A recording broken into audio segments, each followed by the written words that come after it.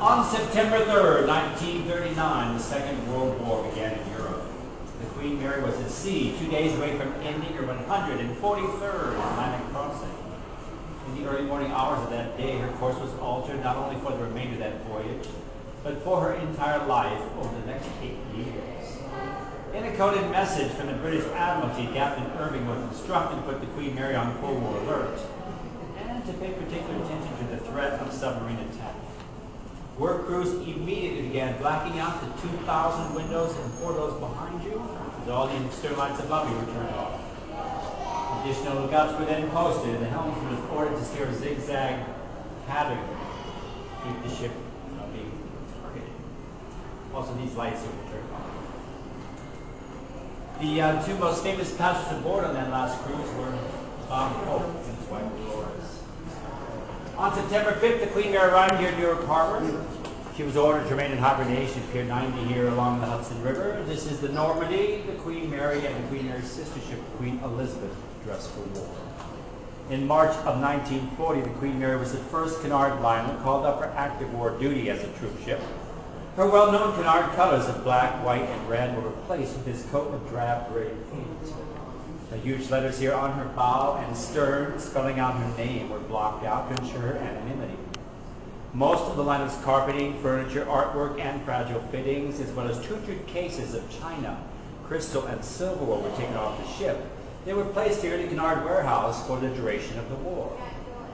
The militarization of the Queen Mary here in New York Harbor consisted of an ASDIC underwater sound detection system, 1 single 4-inch gun mounted on the fantail, finished World War I machine guns in this area here, and a degaussing girdle which could neutralize magnetic lines. With Captain R.B. Irving in command on March 24, 1940, the Queen Mary left New York Harbor escorted by the United States Coast Guard and the New York Police Department heading for Sydney, Australia, by way of Trinidad, Cape Town, and Fremantle. The rest of her conversion into a troop ship was done at an Australian dock and engineering company. Now at this time, the remainder of all her furniture and all 2,000 stateroom doors were taken off the ship. They were also put in storage. Wooden bunks and hammocks were then installed throughout the entire ship. All the shops up here became military offices. All her galleys were enlarged. Steel glass shutters welded over the bridge windows, and sandbags stockpiled here to protect the vital areas of her superstructure.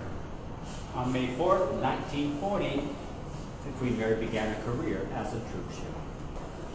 This entire side of the Queen Mary became hostile to the wars during her war years, except for the beautiful Queen's Salon here, which became the officers' lounge.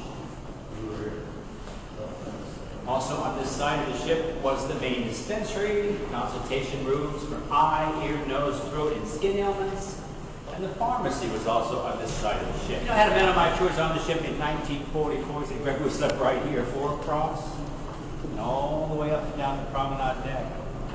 He said every morning they'd wake us up at 6 o'clock, ask us to please move aside. We're very polite about it. And then they would take fire hoses and wash down the decks.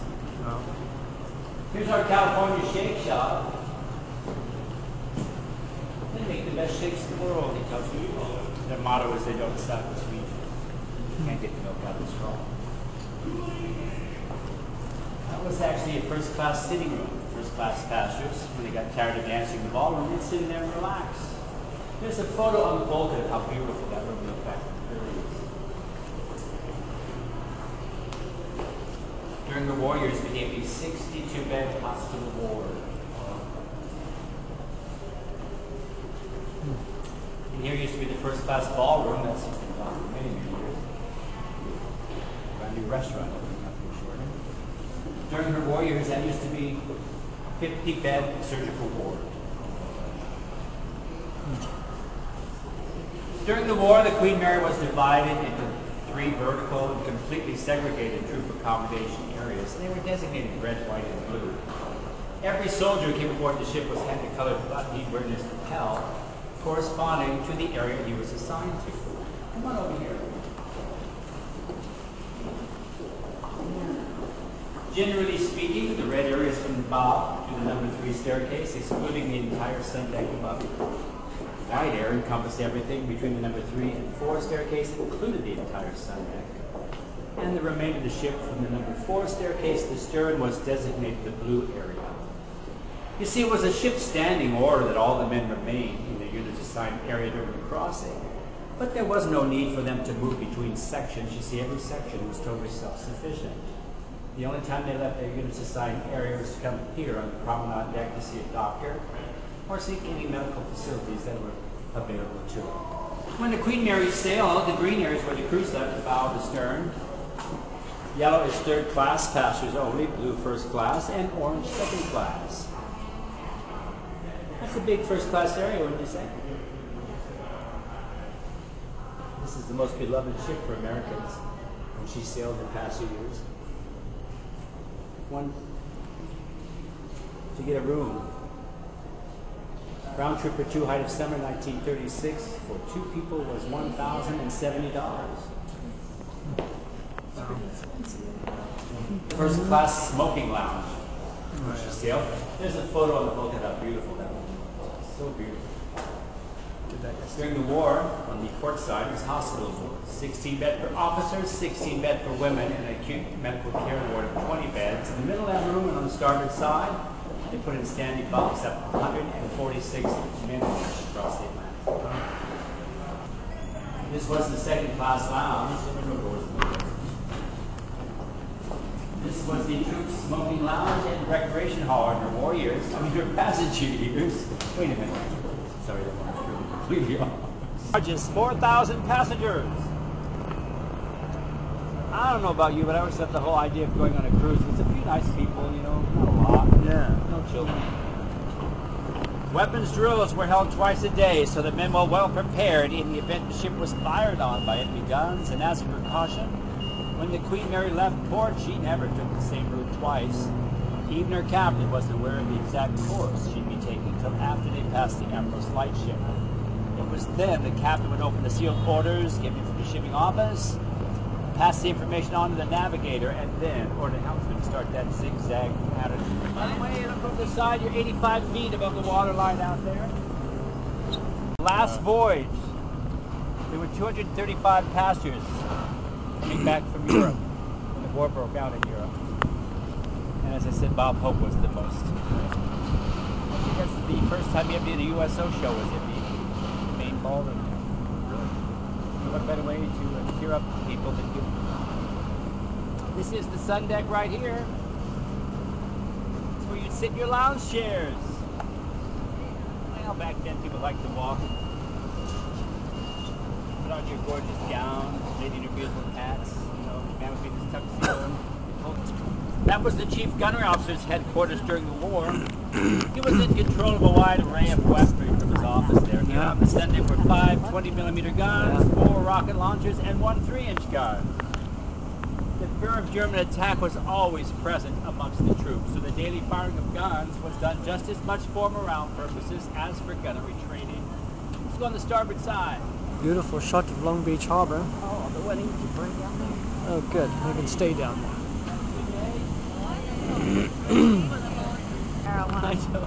I told you before, all these windows and portholes were blacked out, and every crack and crevice that light could seep through was sealed up.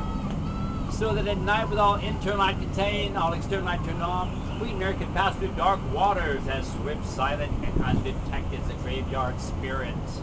That's how she got her nickname. Grey Ghost. The Grey Ghost. This is actually a book you can buy in the main hall, showing some great photos and tell you about the Queen Mary's war years. Come on over here, I want to read a speech. Here. The departure of the Queen Mary's escorts always produced a feeling of unease amongst the troops. They were, of course, well aware of the danger the ship faced on her crossings, and it was usually at this time the liner's captain addressed an issue of utmost importance to the men aboard, and that, of course, was the Queen Mary's survival. This is a message I'm going to read to you that was done by Gordon Illingsworth, captain of the ship, back in October of 1943. This is what he said to the troops. He said, "I call upon all officers and men to obey my orders to the letter. I have but one task, and that's the job of bringing this ship safely to port, and that job, God willing, I will do. It is not important that you, numbering some 15,000, arrive safely the Firth of Clyde. But it is important that the ship be brought safely to anchor there. Remember that you and I are not indispensable to the successful prosecution of this war, but the ship is. You will keep in mind, therefore, that all your thoughts during the crossing will be directed toward your security. Enemy forces will be at work, and the Hun will try every device in his power to bring the Queen to harm. Submarines will trail us, and aircraft will harass us. They've done it before, and we have every reason to believe they will do it again. But the Queen will take care of herself.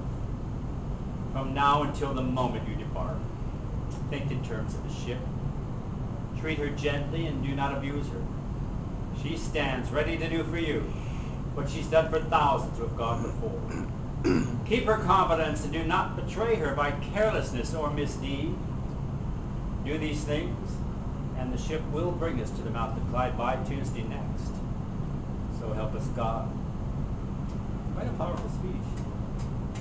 The Queen Mary would make 72 wartime crossings, transporting over 800,000 troops between 1940 and 1946. She started with troop trips of 5,000 in 1940, but soon graduated to troop trips of 15,000 by 1942. The largest number of passengers was 16,683 men in July of 1943. That still stands as the largest number of human beings ever transported on one ship in the history of the world. She crossed the Atlantic in 5 days, going anywhere from 25 to 29 knots, which is about 30 miles an hour. She was the fastest liner in the world until 1952, and because of that, she was our #1 stronghold against the enemy during the war. You can certainly see why Adolf Hitler, as well as the Emperor of Japan, would put up a $250,000 bounty and the Iron Cross with oak leaves to any submarine captain who could actually find and sink the Queen Mary. But let's face it, she's a miracle ship. She's here. Let's go on down the starboard side and I'll tell you about the men aboard and food provisions for all those troops. She goes up and down with the tides as well. Wow. I thought she'd try to get back to England now. Well, they had all those men aboard. They have what they call standing bunks. They stood 3 to 5 feet high with only 18 inches between them. Had a man on my choice. Said, "You're right about that, Greg. Those bunks were so tight you couldn't even turn over in your bunk. You had to get out, roll over, and go back in. They were that tight." Up here in the squash court, they slept 96 men. Inner gymnasium, 88. The ship had 2 pools. They drained the water of both the pools. Slept 110 men in the first class pool, 124 in the second class. 10,000 men would be inside. The rest would stand out here on the open deck spaces. Spent 6 hours inside, 6 hours outside, back and forth till they got to the destination. In fact, they had to move those men kind of like a clock face like that. They get too many men on one side, should have capsized from all the way. They would go down the starboard side, hand their life jackets to men coming up on the port side. I must tell you, they didn't tell the troops there weren't enough lifeboats for them. I think they knew. She had 24 lifeboats, and these are her original lifeboats. When the Queen Mary sailed, she had enough lifeboats for everyone. After the Titanic disaster, all ships had to have enough lifeboats for the passenger and crew, and she did. She sailed with 1,100 crewmen and about 2,200 passengers. It's about 3,270, plenty, because each lifeboat, believe it or not, could hold all the way around and back and forth 145 people.